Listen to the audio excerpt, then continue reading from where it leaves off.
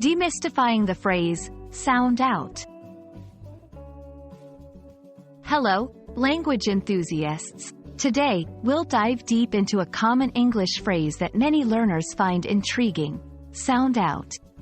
By the end of this video, you'll understand what it means and how to use it with confidence. When we think about the words sound and out separately, we might imagine making a noise or emitting a sound. In its literal sense, sound out can refer to pronouncing a word slowly, separating each syllable to understand how it's said. Example, when learning a new word, you might sound it out to make sure you're pronouncing it correctly. Apart from the literal meaning, sound out also has a figurative sense.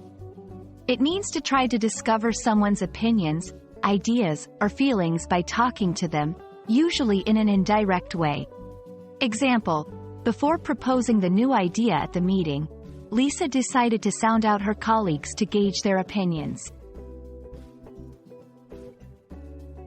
When learning this phrase, it's important to know how not to use it.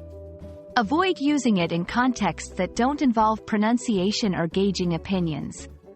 For example, I sound out my clothes every morning doesn't make sense.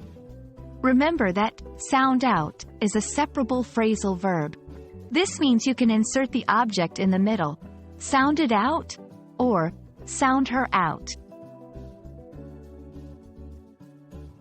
Understanding the phrase sound out can enrich your English vocabulary and allow you to communicate more effectively. We hope this explainer has shed light on both its literal and figurative meanings. Keep practicing, and soon you'll be sounding out English phrases like a pro.